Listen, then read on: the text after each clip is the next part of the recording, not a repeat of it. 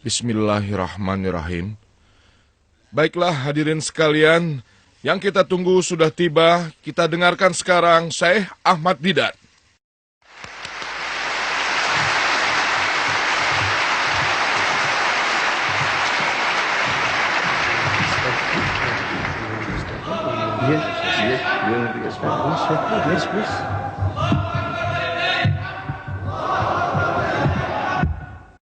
A'udzu billahi minasyaitonir rajim. Bismillahirrahmanirrahim. Wa qalu laula unzila alaihi ayatun mir rabbih qul innamal ayatu indallah wa innama ana nazirum mubin. Awalam yakfihim anna anzalna alaikal kitaba yutla alaihim inna fi dzalika lirahmatan wa dzikra liqaumin yu'minun. Shadaqallahul aliyul azim.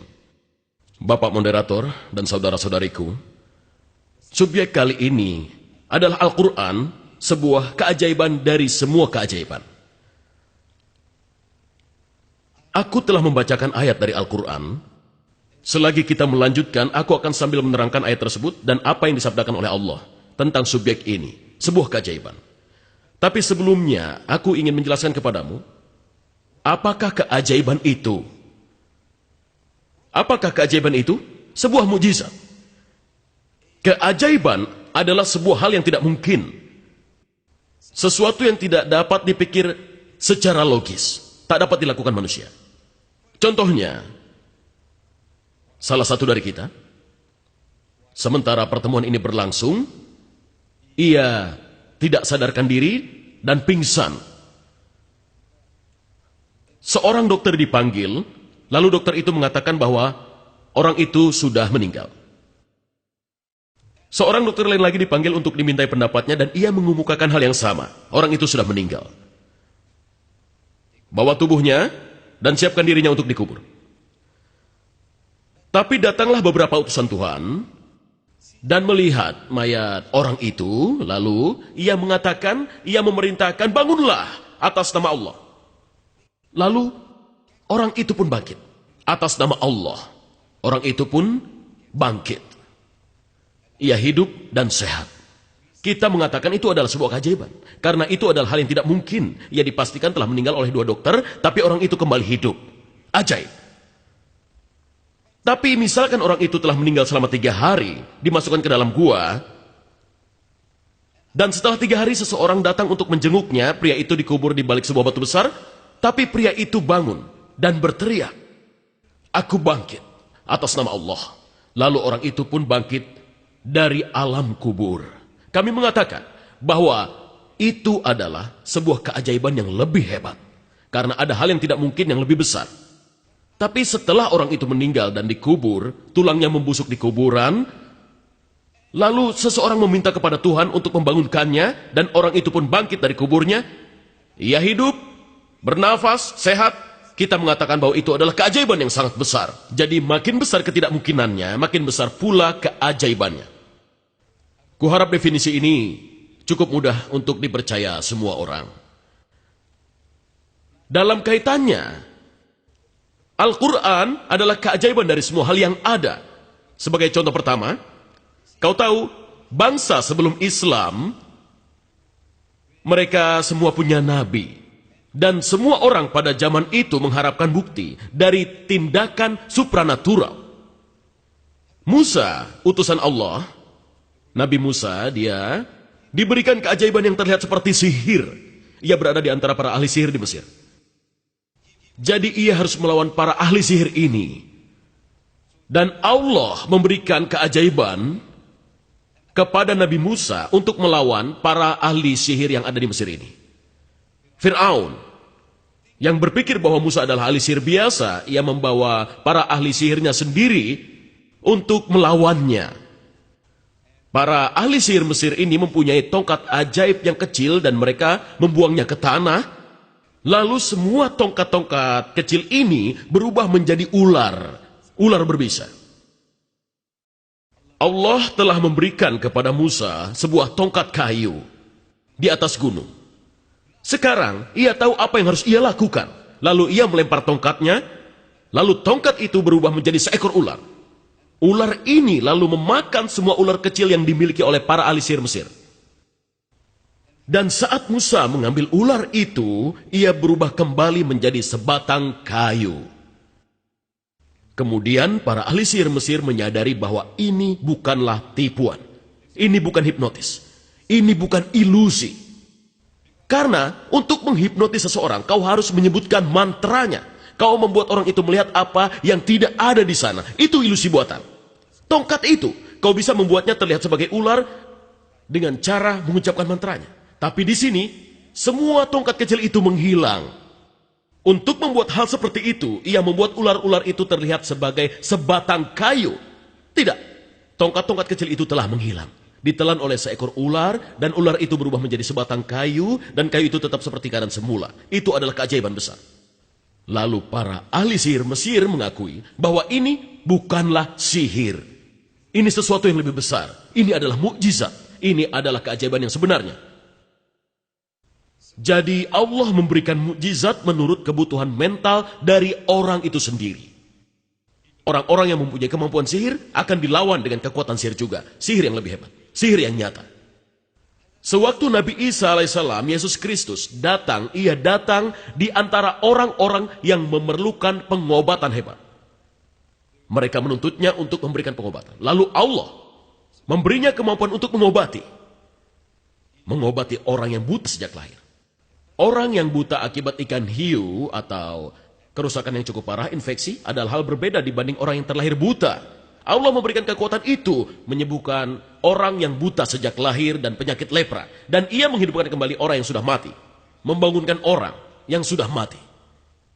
Itu jenis keajaiban untuk meyakinkan orang-orang. Nabi kita Muhammad SAW, ia datang kepada orang-orang yang menyebut bahasanya adalah bahasa terbaik. Bahasa mereka diagung-agungkan. Kiasannya, puisinya. Mereka mengatakan bahwa kita, kaum terpilih, kami adalah kaum Arab. Dan orang lain hanyalah orang bodoh, kaum bodoh dibandingkan dengan kami. Mereka memujanya. Mereka bertanya kepadamu, dalam bahasamu, berapa banyak sinonim kata untuk pemandu? Mungkin, ya dikatakan setengah lusin barangkali. Kau lihat itu, di dalam bahasa kami ada 100 kata. Berapa banyak kata sinonim untuk sebuah pedang? Hah? Berapa kata? Semua menjawab, mungkin setengah lusin. Ya, mungkin setengah lusin. Kau lihat itu, di dalam bahasa kami ada 100 kata. Jadi kau bisa lihat, kita adalah bangsa yang terpilih, dan yang lain hanyalah kaum bodoh saja. Jadi saat Nabi datang di antara orang-orang ini, keajaiban yang besar ia berikan kepada kita adalah Al-Quran ini. Bahasa yang digunakan dalam Al-Quranlah yang mengalahkan orang-orang. Lalu orang-orang yang mempunyai akal sehat menyadari bahwa ini bukan puisi, ini bukan buatan orang, ini adalah sesuatu yang tidak dapat kita pikirkan, dan orang-orang menerima kenyataan itu. Tapi aku akan memberitahumu tentang orang-orang non-muslim. Apa yang dikatakan orang-orang non-muslim tentang Al-Quran, kitab yang terpilih. A.G. Arbery, seorang pria Inggris yang menerjemahkan Al-Quran ke dalam bahasa Inggris. Dalam pernyataannya ia mengatakan, saat aku mendengar Al-Quran dibacakan, semua itu terdengar seperti bahasa asing. Ia baru saja mengenal bahasa Arab. Bahasa Arab bukanlah bahasa yang mudah dimengerti. Ia mengatakan, saat aku mendengar Al-Quran dibacakan dengan suara merdu, aku seperti mendengarkan musik yang membosankan. Dan saat aku ingin mendengarkan alunan melodi, aku mendengarkan bunyi drum yang terus-menerus, seperti menggoyangkan hatiku. Kau tidak bisa menyalahkan Al-Quran karena nafasmu tersengal-sengal. Lalu pendeta Bosworth Smith, misionaris Kristen, ia menulis buku tentang Muhammadism. Di dalam bukunya ia mengatakan tentang Nabi Karim dan Al-Quran, ia mengatakan bahwa buku ini ditulis sendiri olehnya. Ia mencoba menakutimu dengan tulisannya. Bahwa ia adalah penulis kitab ini. Hal yang tidak kita setujui. Bahwa Muhammad SAW bukanlah penulis buku ini. Ia mengatakan menurut kepercayaan dan pengertiannya bahwa Muhammad SAW adalah penulis kitab ini. Ia adalah penulisnya. Di sini ada puisi, aturan hukum, buku doa-doa, dan Alkitab. Semuanya dalam satu. Dan sebagai referensi untuk zaman sekarang, untuk semua umat manusia yang ada pada saat ini adalah keajaiban. Sebuah keajaiban dari gaya hidup, kebijaksanaan dan kebenaran. Ini adalah keajaiban yang diklaim oleh Muhammad. Ia mengatakan bahwa ini keajaiban yang luar biasa dan tidak ada yang meragukannya. Ini adalah mukjizat. Dan semua pasti setuju bahwa ini adalah keajaiban. Allah juga menaruh perhatian dalam hal ini dalam ayat yang akan kubacakan dari Al-Quran, dari surat Ankabut ayat 29. Aku akan menjelaskannya. Allah bersabda, wa qalu, dan mereka mengatakan, para kaum musyrik, mereka berkata, laula unzila alaihi ayatum min rabbih. Lalu mengapa tidak ada tanda keajaiban, mukjizat yang diberikan kepadanya dari Tuhan? Kenapa tidak ada? Ini adalah tuntutan. Mereka telah mendengar keajaiban Musa, mereka telah mendengar keajaiban Yesus. Sekarang mereka juga menginginkan hal serupa dari Nabi Islam ini. Sebagai contoh, mereka mengatakan, oh itu Muhammad. Mereka mengoloknya. Mereka menganggapnya sebagai lelucon. Mereka mengatakan, Muhammad, karena kau adalah Rasul Allah, mengapa kau tidak menunjukkan beberapa muslihat? Seperti nabi-nabi dari zaman terdahulu. Contohnya, Gunung Ahad ini tepat di luar Mekah. Mengapa kau tidak merubahnya menjadi emas? Agar kita yakin padamu bahwa kau adalah utusan Tuhan. Atau buatlah tangga yang dapat mencapai surga. Lalu bawalah sebuah buku, turun dari sana. Jika benar, kami akan percaya bahwa kau adalah pembawa pesan dari Tuhan. Atau buatlah sungai di padang pasir itu. Lalu kami akan tahu bahwa kau dapat diandalkan. Seseorang yang dapat kami andalkan.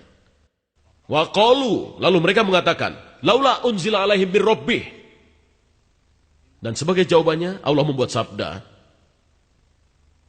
Qul, katakan, innamal ayatu innallah, bahwa semua tanda keajaiban itu tidak ada padaku. Di tangan Allah. Innama ana nazirum mubin. Aku ini hanyalah manusia biasa yang sederhana. Sederhana. Awalam yakfihim. Jika ini tidak cukup untukmu, awalam yakfihim, anna anzalna alaihil kitab, yutsla alaihim. Jika ini tidak cukup bagi mereka, kau sudah mengajarkan kitab ini, membacakan kitab ini yang telah kuberikan padamu, Muhammad. Buku ini telah kuberikan padamu, Muhammad. Jika ini tidak cukup bagi mereka, bagimu, orang itu tidak tahu cara membaca dan menulis. Kau mengajarkan kitab ini kepada mereka. Jika itu masih belum cukup, kau tidak tahu apakah keajaiban itu. Kau tahu masa kanak-kanak orang ini. Muhammad kecil ini, ia tumbuh besar di depan matamu. Di umurmu yang 40 tahun, ia seperti anakmu sendiri. Kau tahu setiap langkah yang ia lakukan. Semua hal yang ia lakukan. Kau tahu, semua tahu tentang dirinya. Dan pria ini, yang tidak mempunyai latar belakang pendidikan, ia datang dan mengajarkan tentang kitab ini. Apakah itu belum cukup dikatakan sebagai keajaiban? Kitab ini sendiri, Allah mengatakan bahwa ini adalah keajaiban.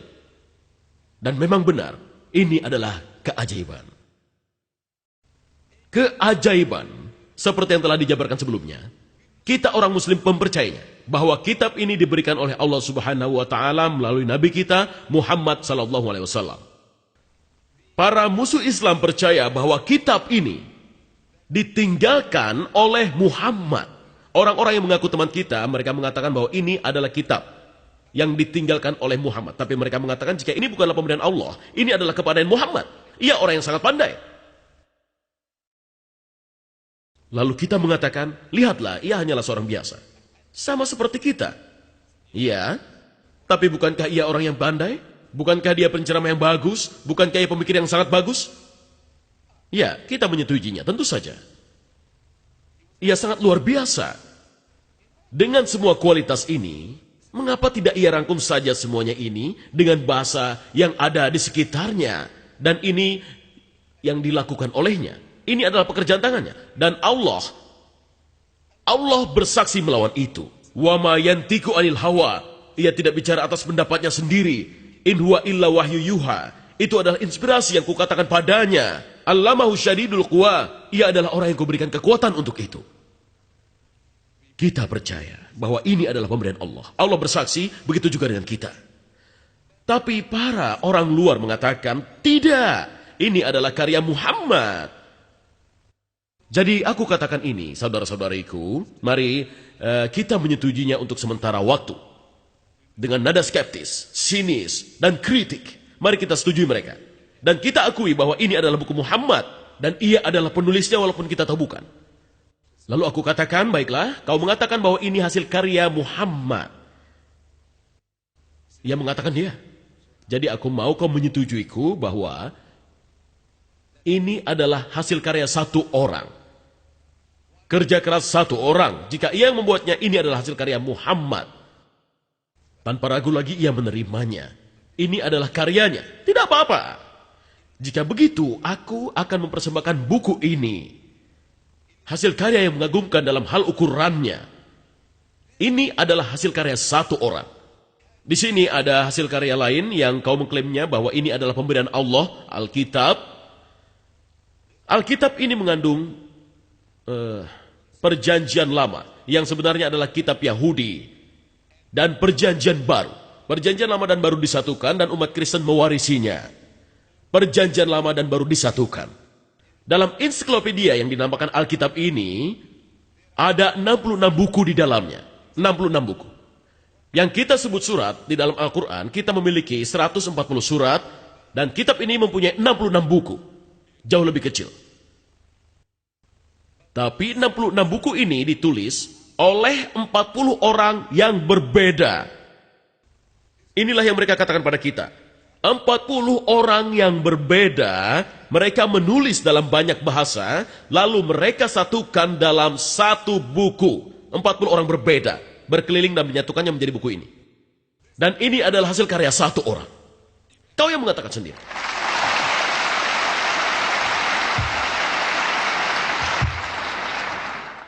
Dari 40 orang penulis Alkitab yang berbeda ini, penulis terhebat, penulis yang paling dikagumi dari semua adalah orang yang dinamakan Santo Paulus. Pendiri Kristen sebenarnya, Santo Paulus. Santo Paulus ini menulis lebih dari 50% dari isi perjanjian baru. Ada 27 buku di dalam perjanjian baru, Paulus menulis 14 di antaranya. Lebih dari 50%. Tapi ke-14 buku yang disatukan itu hasilnya tidak lebih dari ini. Tidak lebih dari ini, lihatlah. 14 buku disatukan. Penulis yang hebat, penulis yang paling pandai, 14 buku setebal ini. Ini adalah hasil karya satu orang. Melihat hasil fisik yang jauh berbeda itu, kita mengatakan bahwa ini keajaiban. Al-Quran ini tidak hanya berbicara hal-hal biasa, hanya mengarang saja. Tidak, ini adalah karya yang sangat lengkap. Memandu kehidupan setiap orang dalam setiap aspeknya, dan memecahkan semua masalahnya untuk selamanya hingga hari kiamat tiba.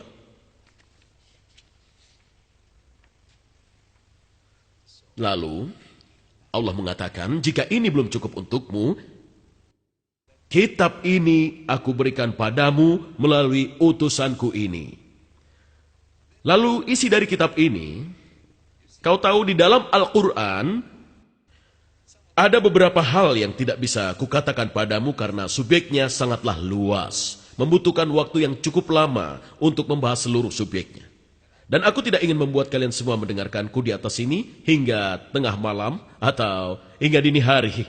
Aku tidak bisa. Aku hanya akan memusatkan pada subjek ini saja. Aku dapat membuat kalian semua menunggu hingga pukul 1-2 dini hari. Tapi kurasa itu bukan hal yang tepat untukku atau untuk kalian. Jadi aku dengan terpaksa harus memotong banyak detail karena aku hanyalah pria biasa. Aku dapat memberikan satu lusin keajaiban di dalam Al-Quran. Pria yang lebih mendalaminya mungkin dia dapat memberikanmu 100 keajaiban. Keajaiban yang ada dalam Al-Quran, aku mengaku diriku sebagai pria biasa, aku dapat memberikanmu satu lusin. Tapi tidak semuanya aku berikan malam ini. Hanya beberapa di antaranya. Yang pertama adalah konsep Allah yang Maha Kuasa. Kita tahu Allah hanyalah sebutan saja. Allah memberikan namanya di dalam kitab ini. Kita tidak tahu bagaimana membuat nama-nama ini. Kita tidak tahu dari mana itu berasal. Itulah kebesaran Allah. Jadi ia memberitahu kita bagaimana dirinya Ar-Rahman, Ar-Rahim, Al-Malik, Al-Quds, As-Salam, Al-Mu'min, Al-Muhaimin. Al-Aziz, Al-Jabbar, Al-Mutakabbir, dan seterusnya. Yang memberikan kita di dalam bukunya 99 julukan yang sangat indah. Seperti kalung mutiara. Dengan 99 butir permata, Allah. Butir yang besar, Allah. Lalu butir yang indah, Allah. 99 julukan dan satu nama yang besar, Allah. Itu membuatnya menjadi 100. Aku bertanya pada seorang ahli, seorang dokter, pengacara, ahli filsuf. Aku bertanya pada mereka, aku ingin tahu dari dirimu, berapa julukan yang dapat kau bayangkan, yang dapat kau berikan pada Allah? Berapa banyak? Ayo, cobalah. Ia mengatakan, ia adalah Bapa di surga, ya? Ia Tuhan yang sangat mencintai, ya? Ayo, katakan lagi, ayo, katakan. Ia Maha Adil, ya? Ia Maha Suci, ya? Ia Maha Pengampun, ya? Ayo lagi. Kau tahu, orang terpandai di antara kita, orang terpandai yang pernah ada, orang yang sangat ahli, ia tidak bisa menemukan julukan itu lebih dari 1 lusin. Ia tidak dapat membayangkan dengan semua keahliannya, julukan yang lebih dari 1 lusin. Dari ilmu yang ia tahu, ia tidak bisa. Aku mengatakan, kau bisa lihat, orang biasa ini yang mengerjakan karya ini, ia memberikanmu 99 buah. Tapi kau juga tahu, Muhammad adalah orang yang sangat jenius. Dan orang yang jenius dapat berbuat 10 kali lebih hebat daripada kita. Ia mengakuinya, ia adalah orang jenius. Tapi tetap ini bukan pemberian Allah. Orang jenius dapat melakukan 10 kali lebih hebat daripada aku. Aku mengakui Muhammad lebih hebat daripada aku. Ia seorang yang hebat. Tapi ia bukanlah seorang nabi. Ia bukanlah orang yang diutus Tuhan. Aku katakan baiklah, tapi sekarang lihatlah. Dalam nama yang telah kau sebutkan, 6 nama pertama adalah Bapa yang di surga. Tapi coba, dari berbagai nama itu, dalam 6 nama pertama, kau tidak bisa menghilangkan kata Bapa. Bapa yang di surga, datanglah kerajaanmu, Bapa tercinta yang di surga. Dalam 6 nama pertama, kau pasti mengucapkan kata Bapa. Coba saja, kau bisa lihat, kata Bapa ada di depan semua nama di belakangnya karena Kristen telah membuatnya terkenal. Yesus menyebutnya Bapa yang ada di surga. Dan umat Kristen menyebutnya Bapa yang di surga. Pada orang yang mengatakan Bapa ini, aku mengatakan padanya, kau tahu di dalam daftar 99 nama ini, kata Bapa tidak ada di sana. Itu adalah keajaiban. Keajaibannya adalah hal yang telah merasuk pada dirinya selama 23 tahun, orang-orang selalu berbicara tentang Bapa di surga, sangat mudah untuk diingat. Ia tidak menaruhnya di sana, ia tidak menulisnya. Entah itu sadar atau tidak, kita tahu itu bukan hasil karyanya. Allah yang membuatnya untuk tidak menggunakan kata itu, Bapa. Dalam bahasa Arab, Abah lebih mudah dikatakan dibanding Robba. Alhamdulillahirabbil alamin. Allah memberikan kita seluruh dunia beserta isinya. Dan Robba jelas lebih sulit dibandingkan dengan Abah, baik dalam bahasa Yahudi maupun Arab.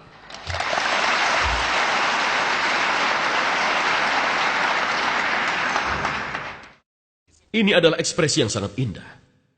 Bapa yang di surga itu adalah ekspresi yang indah. Mengapa Muhammad tidak menaruhnya? Mengapa Allah tidak mengizinkannya? Kau tahu mengapa? Karena kata ini, nama ini, julukan yang sangat indah ini sering salah diartikan. Kata-katamu punya tendensi untuk berubah artinya. Kata-kata baik, kata-kata indah, kata-kata yang tidak bersalah. Misalnya seperti comrade. Kau tahu comrade itu seperti kata teman, pendampingku. Pendamping dalam bahasa Prancis berarti orang yang bersatu, makan bersama. Ia adalah pendampingku. Jika pendamping itu saling membagi makanan, maka mereka akan menjadi seperti sebuah keluarga. Kata yang indah. Pendamping, comrade, sangat indah. Tapi kau tahu di Amerika, jika kau memberiku julukan sebagai Comrade Didat, kau tahu CIA atau FBI, jika mereka memeriksaku, mereka akan langsung membawaku jika mereka tahu filosofiku. Kau tahu itu kan? Kuharap kau tidak menggunakan kata itu untukku. Lihatlah, kata ini indah sekali. Lihatlah di kamus. Di kamus kata ini berarti tidak bersalah. Ini kata bagus, tapi ini juga mempunyai keterkaitan dengan hal lain di dalam pikiran orang-orang. Comrade seringkali dikaitkan dengan komunis. Soviet menggunakannya, kita tidak mau menggunakannya. Lalu ada kata lainnya seperti gay, kata yang indah. Ya, kata yang indah. Saat aku masih bersekolah, saat aku masih kecil, ada seorang guru yang mengajarkan puisi Inggris. Aku masih mengingatnya. Usiaku 70 tahun dari sekarang, tapi aku masih mengingatnya. Pria baik dan wanita yang gembira pada suatu hari berada di atas gunung. Pria baik dan wanita yang gembira pada suatu hari berada di atas gunung. Kata-kata yang indah. Senang dan gembira. Ia senang dan gembira. Ia orang yang sedang bersenang-senang. Wanita, pria, dan semuanya bersenang-senang dan gembira. Mereka bersuka ria. Mereka bersuka cita. Kata-kata yang indah sekali. Ya, indah sekali. Tapi sekarang kata itu juga punya arti lain. Seiring dengan pertumbuhanku membaca surat kabar dan aku membaca kata gay ini di sana. Dan kata ini menimbulkan visi yang tidak bagus. Aku tidak tahu apa yang mereka bicarakan. Gay. Ini bukan kata gay gembira yang kupelajari di sekolah. Ada hal buruk tentang ini. Lama sekali aku tidak mengerti maksudnya. Aku tidak bisa mengerti. Kita tidak pernah mendengar kata gay disebutkan di surat kabar. Aku tidak dapat mengerti. Ada apa dengan kata-kata indah ini? Apa yang mereka bicarakan? Mereka tidak suka dengannya. Tapi apakah mereka tidak suka dari itu? Karena aku sering menggunakan kata gay itu. Aku senang dan gembira. Hari ini jika moderator mengatakan bahwa ia senang dan gembira, kau harus mengatakan itu.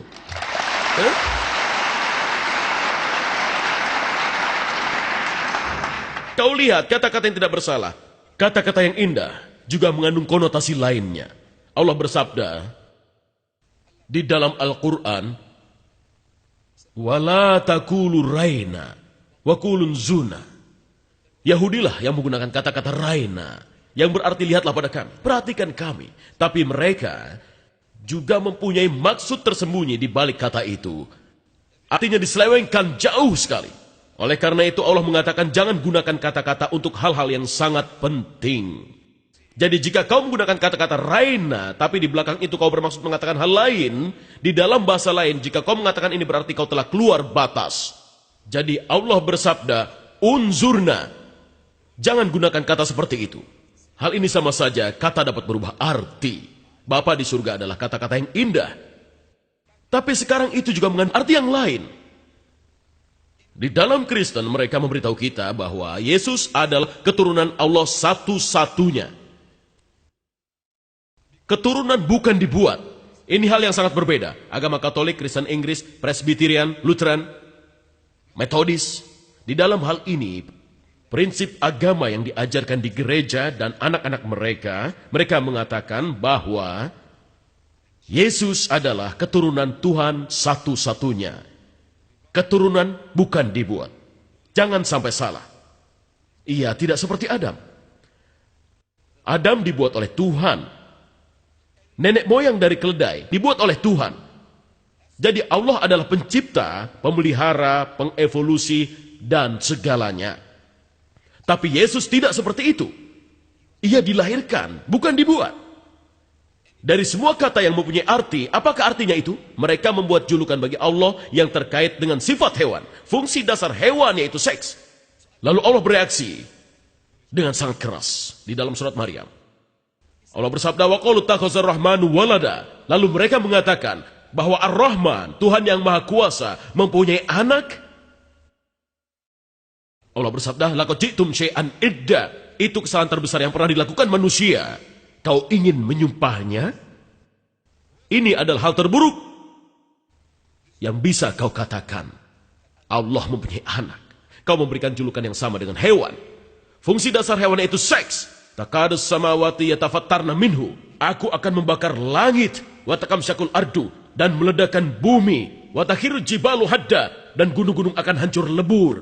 Anta aulur rahmanu walada. Semua itu dapat terjadi karena ada orang yang menyebut Tuhan yang Maha Kuasa mempunyai anak.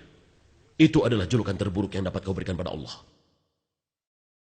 Jika surga mempunyai perasaan sepertimu, semua muslim dan muslimah, jika surga mempunyai perasaan seperti dirimu, mendengar kata-kata yang sangat merendahkan itu, maka surga akan jatuh. Jika bumi mempunyai perasaan seperti dirimu, semuanya akan hancur. Dan gunung-gunung akan hancur lebur. Itu adalah julukan yang sangat buruk bagi Allah. Apakah itu mengusik muslim? Tidak sama sekali. Hal ini tidak mengusik siapapun. Ini ada hal luar biasa, situasi yang luar biasa.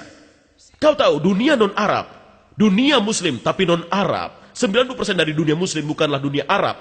Kita telah terbiasa membaca Al-Quran secara indah, kadang kita dapat membacanya lebih indah dari orang Arab sekalipun. Beberapa orang seperti Hafiz dan Qori. Tapi kita tidak mengerti kata-katanya. Jadi kita membaca Al-Quran tapi kita tidak tahu apa yang dikatakan Allah. Tapi dunia Arab lebih dari 100 juta dibandingkan kau. Kau mengerti apa yang Allah katakan, apa yang ditangisi Allah. Tapi hal itu tetap tidak mengusik siapapun. Ini adalah situasi yang luar biasa. Hal yang luar biasa. Jika kalian semua, saudara-saudaraku, kau pulang, dan ibumu mengatakan bahwa tetanggamu di sebelah rumah telah mengatakan hal buruk tentang aku tidak akan menggunakan kata-kata itu. Kau tahu saat ada orang mengatakan hal buruk tentang ibumu? Atau istrimu yang mengatakan bahwa tetanggamu menyebutnya dengan kata itu? Aku tanya padamu, dapatkah kau makan? Dapatkah kau tidur? Tidak. Apa yang ingin kau lakukan? Aku ingin mematahkan rahangnya, memukulnya di wajahnya. Jika aku terlalu lemah, aku akan menyewa sebuah geng. Seorang yang dapat melakukannya akan kuberi 10.000 dirham. Aku akan melakukannya, menutup mulutnya selama-lamanya. Begitu kan? Itulah yang kau rasakan tentang ibumu, adikmu, istrimu, putrimu. Dan juga kita masih mengatakan bahwa kita mencintai Allah lebih dari semua itu. Saat mereka menyumpahnya, melecehkannya, apa yang terjadi? Tidak ada reaksi apapun. Kau tahu mengapa? Karena semangat itu telah hilang dari diri kita. Kita manusia mati. Kita menyebut Allah di atas segalanya, tapi sebenarnya kita adalah manusia yang sudah mati. Kita sudah mati di jalan yang benar. Para orang luar, musuh-musuh, mereka berjalan di jalan yang salah, tapi ia tetap hidup. Ia tetap hidup di jalan yang salah, dan kita mati di jalan yang benar.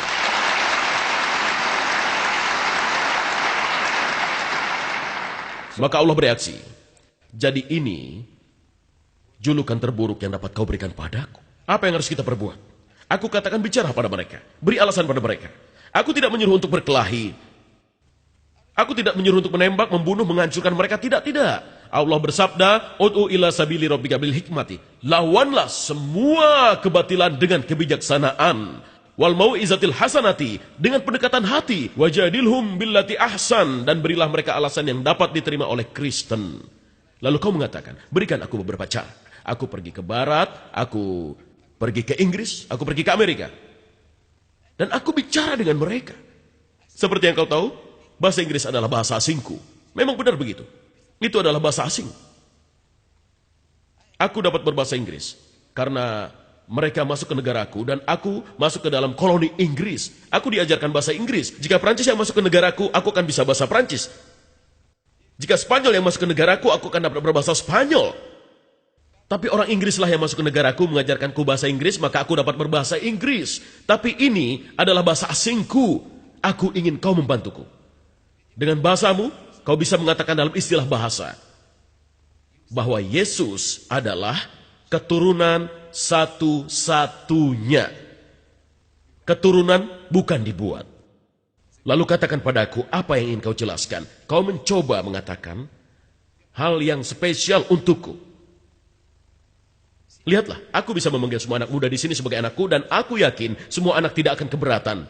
Bahkan ayah dan ibunya pun tidak keberatan dengan memanggil anakmu dengan nama anakku. Tapi jika ada seseorang yang tidak terlalu akrab denganmu, ia akan bertanya padamu, apakah ia anakmu?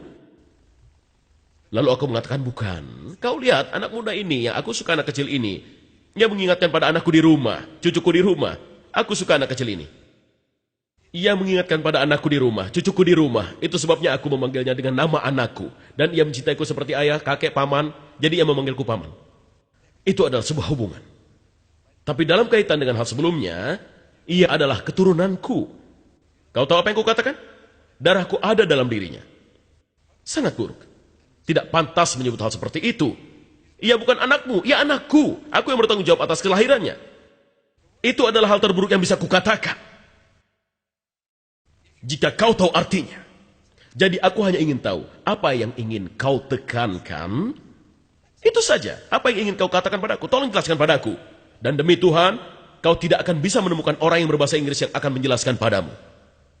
Pukulan sekeras apapun tidak akan bisa menghukumnya. Apa yang ingin kau jelaskan padaku? Apa maksudmu saat kau mengatakan keturunan bukan dibuat? Apa yang ingin kau katakan padaku? Bagaimana prosesnya? Katakan padaku, bagaimana prosesnya? Hal terdekat sejauh pengalamanku yang bisa menerangkan hal ini datang dari seorang Amerika. Kau lihat, orang Amerika sangat militan. Ya, benar, kau harus memberinya pujian. Mereka adalah pejuang. Pejuang dengan peralatan yang bagus. Peralatan yang paling bagus. Bukan diplomasi, mencari di semak-semak, menepuk punggungmu. Hipokrit. Tidak. Ini adalah pertempuran langsung. Pertempuran dengan kepandaian. Dan Amerika sangat ahli dalam hal ini. Ia adalah pria jantan. Lalu aku bertemu dengan orang Amerika ini bersama-sama dengan beberapa orang yang sering pergi ke masjid. Aku tidak sengaja menjadi salah satu pemimpin muslim terbesar di kotaku, Durham. Saat aku memandunya, subjek ini terangkat. Dan aku menanyakan pertanyaan ini karena aku telah bertanya pada semuanya dan tidak ada yang bisa menjawabnya. Aku bertanya padanya, orang Amerika ini. Aku bertanya, apa maksudmu saat mengatakan keturunan bukan dibuat? Dapatkah kau menjelaskannya padaku? Ya, maksudnya ia dimasuki oleh Tuhan. Apa? Tidak, aku tidak bermaksud demikian. Tapi kau bertanya padaku apa artinya dan aku beritahu artinya.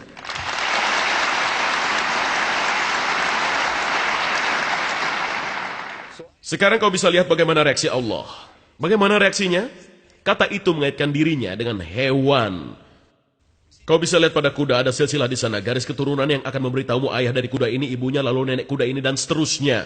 Silsilah dari kuda dan silsilah sapi. Sapi, silsilahnya. Siapakah?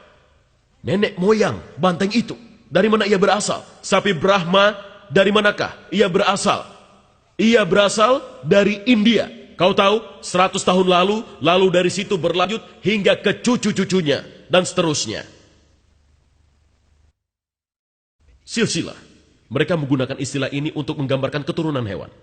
Sapi ini dikawini oleh sapi yang lainnya. Itu maksudnya. Inilah maksud sebenarnya. Lalu berkaitan dengan hal sebelumnya, Bapa tidak ada di dalam Al-Quran. Kata yang sangat indah.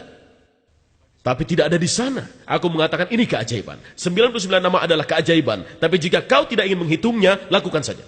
Keajaibannya adalah komunis. Kaum yang paling berkuasa saat itu. Dan kata itu telah masuk di dalam dirinya selama 23 tahun. Ia tidak memasukkannya. Dan ia membuat kita untuk tidak menggunakan kata-kata itu. Ia selalu mengatakan Rabba, bukan Abba, ajaib. Ya, ajaib. Kesimpulan dari pesan ini, Allah berfirman dalam contoh lainnya, awalam yarul lazina kafaru. Jangan tidak mempercayai lautan. Mereka ada, mereka sangat jelas terlihat. Orang-orang yang tidak percaya dengan Tuhan, apakah mereka tidak dapat melihatnya? Allah berharap mereka dapat melihat dan mereka bisa jadi saksi. Awalam yarul lazina kafaru annas samawati wal ardo kanat taratka. Surga dan dunia bersatu sebagai sebuah ciptaannya. Fafataknahuma, dan ia memisahkannya untuk sementara. Dengan siapa ia mengatakan hal itu? Untuk siapa hal itu? Kafir kah? Siapa kafir? Baduin 4.000 tahun lalu? Tidak. Apa yang dapat dimengerti oleh orang-orang itu? Apa saja yang ia ingin tahu tentang alam semesta, tentang pembuatan surga dan dunia? Ia hanya menerima kata-kata itu jika ini adalah perkataan Allah. Amanna saddaqna. Kita mendengar, kita menerimanya, dan kita percaya. Ada iman yang mereka miliki. Mereka tidak memiliki rumput. Allah tidak melihat itu dalam orang-orang yang tidak percaya. Entah itu pada masa Muhammad, atau para orang yang tidak percaya di Kongo, atau di Eskimo yang mungkin tidak percaya pada Tuhan. Tidak. Ia bicara dengan orang-orang yang berilmu pengetahuan, orang-orang yang belajar, yang saat ini meluas ke seluruh negara sambil membagi ilmu ciptaannya. Para ahli astronomi, dengan teleskopnya yang hebat, saat mereka melihat luar angkasa, dan mereka menganalisa gerakan di dalam surga. Dan mereka mengatakan padamu bahwa mereka lah orang-orang yang berhasil, mereka lah yang membuat mesin ini, jam ini bekerja. Inilah jam alam semesta. Mereka bilang bahwa mereka lah yang berhasil. Orang-orang seperti itu dengan kemampuannya yang hebat, Ia mengatakan bahwa alam semesta ini berasal dari Big Bang. Miliaran tahun yang lalu. Karena ia telah menyaksikan alam semesta dan ia menyadari bahwa benda-benda ini berasal entah dari mana dan semuanya bergerak menjauh ke segala arah. Bergerak menjauh. Seperti balon. Saat ditiup akan semakin membesar. Sesuatu seperti itu terjadi di luar angkasa. Di dalam surga. Di dalam galaksi ini. Semuanya menjauh dengan kecepatan yang semakin lama semakin cepat. Dengan kecepatan yang semakin lama semakin cepat ini, saat mencapai kecepatan cahaya 186.000 mil per detik, saat mencapai kecepatan itu, kita tidak akan dapat melihat lagi. Karena cahaya yang datang dari sana tidak akan dapat mendekat lagi. Cahayanya akan menjauh. Jadi, kita harus menemukan teleskop yang lebih besar dan lebih bagus untuk melihat pemandangan itu. Tidak heran, jika tidak, kita akan ketinggalan bis. Lalu mereka mengatakan bahwa alam semesta ini berasal dari Big Bang. Teori Big Bang. Siapa yang mengatakan itu? Orang terpandai di dunia ini, ahli astronomi. Dari mana kau mendapatkan ide lucu ini? Dongeng tentang Big Bang ini? Bukan, ini bukan dongeng. Bukan dongeng. Ini adalah fakta. Fakta yang bisa dibuktikan. Kami bisa menunjukkannya. Kami bisa memperlihatkan apa yang terjadi dan dari situ kami bisa menunjukkannya jika kita bisa memasukkannya ke dalam film dan memutar ulang agar kita bisa melihat semuanya kembali menjadi satu kembali. Benda apapun yang menjauh, jika angin balonnya bisa dibuang, kau bisa lihat bahwa ia akan kembali ke wujudnya semula ke satu pusat. Ada Big Bang saat itu. Kapan kau menemukan hal ini? Ia mengatakan kemarin. Karena 50 tahun dalam sejarah adalah kemarin. Apalah artinya 50 tahun? Tidak ada. Lalu seorang pria di padang pasir, seseorang yang tidak tahu cara menulis dan membaca, seseorang yang tidak bisa menulis namanya sendiri, ia tidak mungkin telah mengetahui hal ini. Bukankah begitu? Tidak akan bisa, tidak mungkin. Orang itu tidak tahu astronomi, ia tidak punya peralatannya, ia tidak mempunyai teleskop, tidak ada. Di tengah padang pasir. Dan ia hanyalah orang biasa. Dan sekarang ia memberitahumu, seseorang di tengah padang pasir ini 1400 tahun yang lalu. Kanat syaratkan. Fafataknahuma. Lalu ia memisahkannya. Apakah kau ahli biologi? Orang yang mempelajari kehidupan makhluk lain? Kehidupan mikro, amoeba? Kau tahu amoeba? Ia mengatakan bahwa hidup berasal dari lautan, air. Tanpa air tidak akan ada kehidupan. Ia mengatakan padamu, jika kita menoleh ke belakang, mengarungi ruang dan waktu, inilah asal-muasal kehidupan. Ada masa di mana bumi adalah kumpulan gas panas. Tidak ada yang bisa selamat di sini. Semuanya mendidih dan miliaran tahun yang lalu, air turun ke bawah dan mulai mendinginkan bumi ini, memakan waktu miliaran tahun. Lalu kehidupan pun dimulai. Dan ada bakteri di sana, tumbuhan, semuanya dimulai saat itu.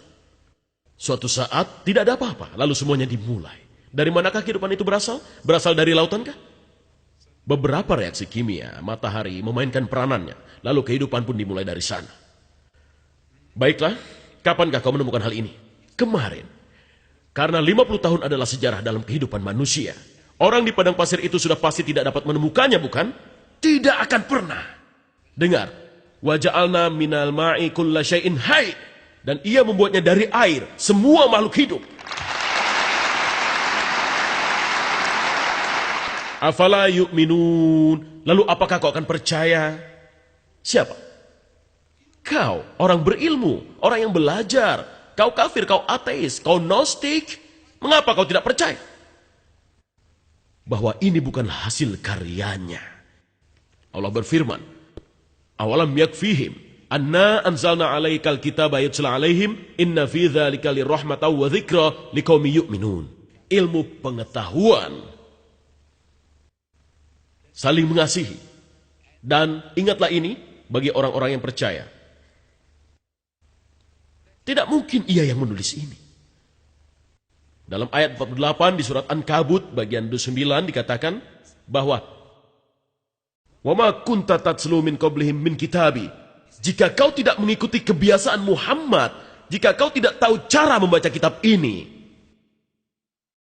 wala tahuttuhu biyaminika, ia tidak bisa menulis dengan tangan kanannya. Izallar tabal muktilun. Jika begitu, jika ini adalah omong kosong, hanya obrolan di pasar saja, mereka mungkin dapat meragukannya.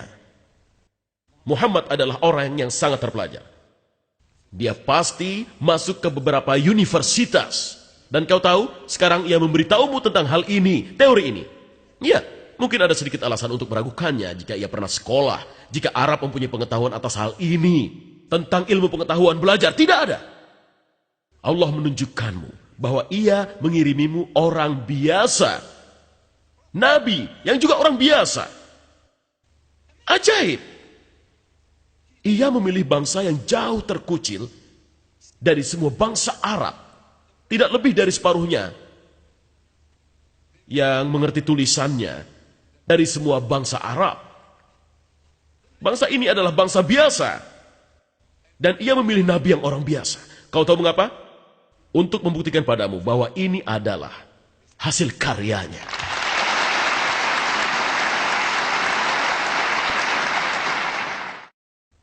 Thomas Kelly menjelaskan tentang orang-orang dan apa arti Al-Quran bagi mereka. Ini adalah untuk kaum gembala yang miskin. Orang-orang Arab ini, kaum gembala yang miskin. Bangsa yang tidak dikenal di dunia sejak semuanya berawal. Sejak Allah menciptakannya mereka tidak dikenal, tidak terkenal, tidak ada yang mengenalinya, tidak ada yang mengamatinya, tidak ada yang ingin mengamati orang Arab. Ini adalah orang-orang yang menarik. Apakah ada wanita-wanita cantik di sana? Tidak ada. Mereka tidak akan melihatmu lama-lama. Tidak ada orang yang ingin mengambilmu. Kau adalah orang yang mampu bertahan. Apa yang akan kau lakukan dengan ini? Orang-orang mengutuk ibu tiri yang membunuh putrinya, menyalahgunakan nama Tuhan, saling membunuh satu sama lain. Kanibal. Ada apa dengan mereka? Alexander yang agung melewatimu, Persia melewatimu, Romawi melewatimu. Tidak ada yang tertarik dengan kaum ini. Karena mereka adalah kaum gembala yang miskin. Thomas Kelly mengatakan demikian. Yang tetap mempertahankan ketidakterkenalannya sejak dunia ini dibuat. Kau lihat itu? Hal yang terlewati menjadi hal yang patut diingat. Hal yang kecil telah tumbuh menjadi besar.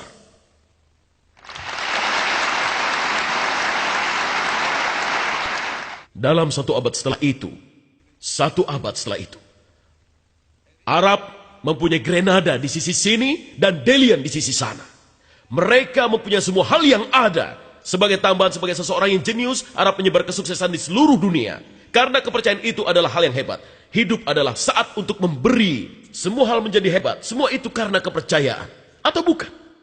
Sebagai lanjutannya, ada sebuah percikan di dalam dunia yang hitam dan putih. Tapi lihatlah, percikannya membesar hingga mencapai surga. Dari Delhi hingga Grenada. Apa yang bisa membuatnya demikian? Buku Tuhan ini.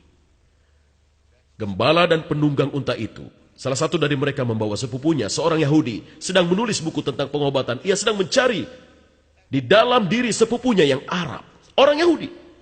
Ia menulis tentang pengobatan, tapi ia tidak memilikinya. Karena itu ia harus mencarinya. Kau tahu apa yang ia katakan?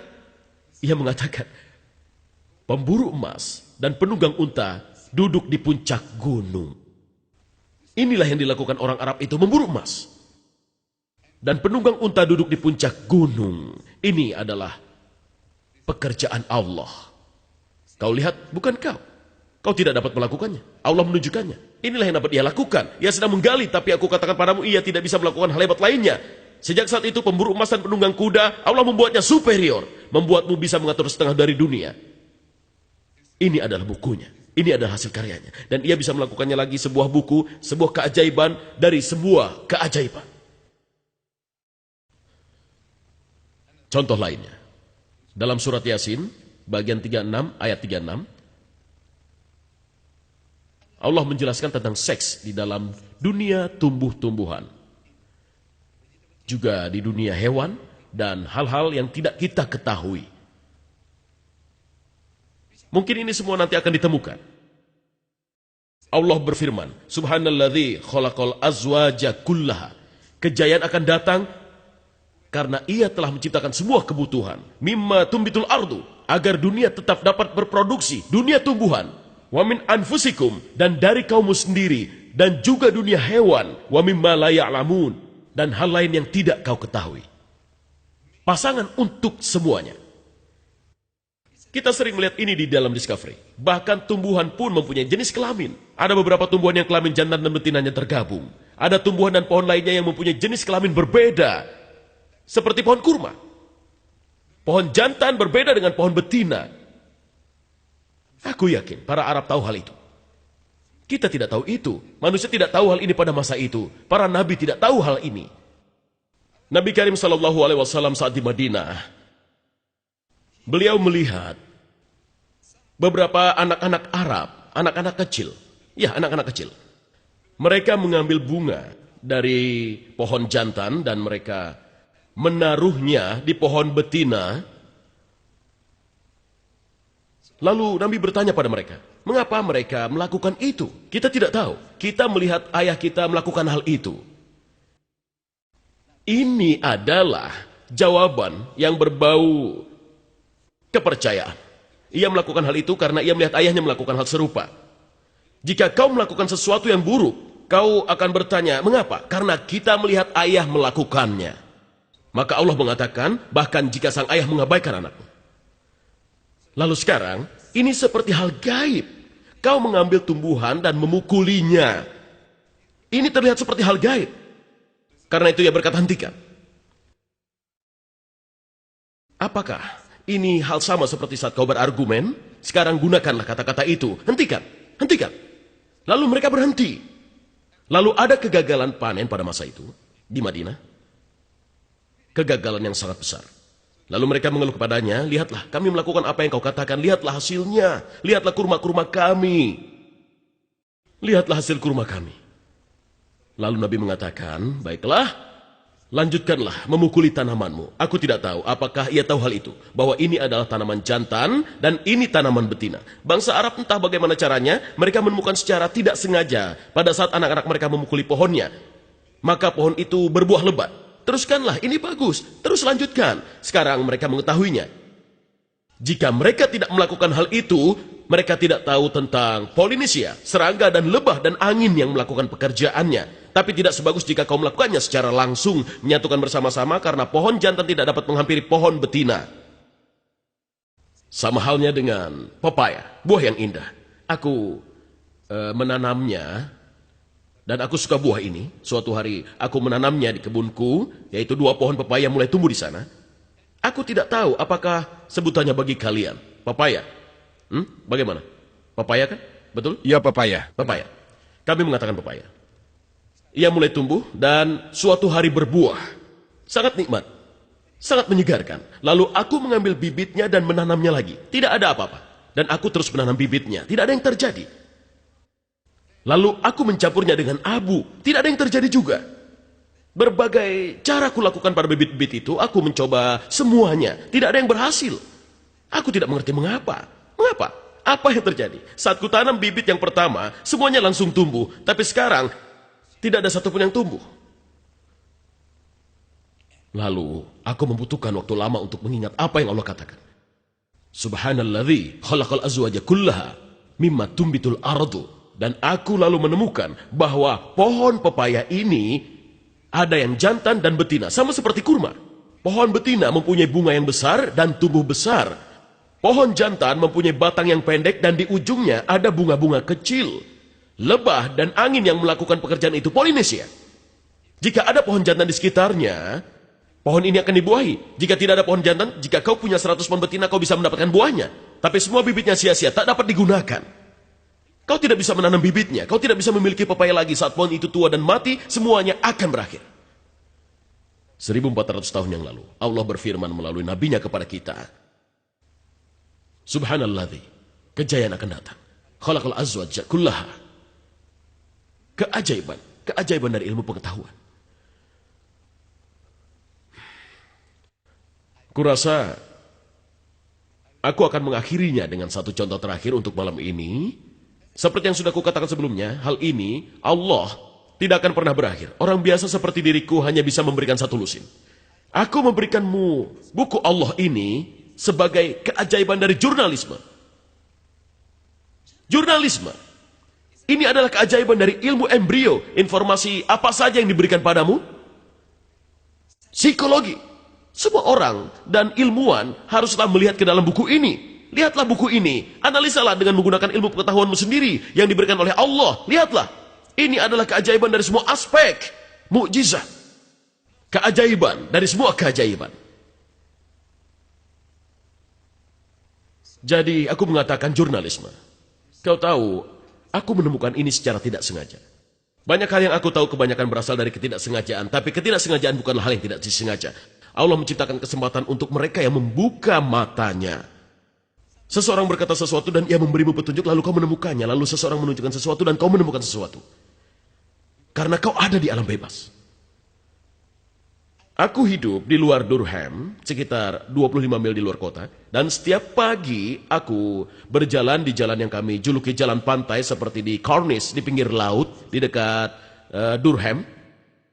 Sekarang mereka punya jalan bebas hambatan, jadi aku tidak menggunakan jalan pantai itu lagi. Aku melewati jalan bebas hambatan karena lebih cepat, tidak ada halangan untuk pergi bekerja. Dari sebuah jalan yang sangat kuingat dengan jelas, di sebuah persimpangan, ada sebuah surat kabar yang bernama Newsvenda, koran pagi. Dan ia punya papan penjelasan. Setiap pagi, papan penjelasannya baru. Mereka mencoba menjual koran. Saat menyupir, aku membaca papannya.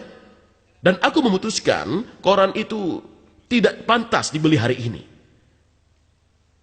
Aku tidak mau membeli korannya. Menurut papan penjelasan yang mereka tawarkan kepadaku, beritanya tidak menarik. Lalu aku memarkir mobilku di Durham, di kota. Ini hanya sedikit di pinggir kota. Di dalam kota, aku memarkir mobilku, berjalan ke kantorku, dan di jalan lain, sebuah persimpangan lain, aku melihat koran yang sama. Penjualnya tidak sama, tapi korannya sama. Dan papan penjelasannya berbeda. Aku membacanya, papannya, dan membeli koran itu. Koran pagi yang sama. Papan penjelasannya berbeda.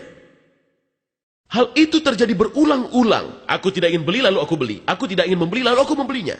Aku mencoba berpikir, mengapa hal ini bisa terjadi? Aku tidak ingin beli, lalu aku membelinya. Mengapa?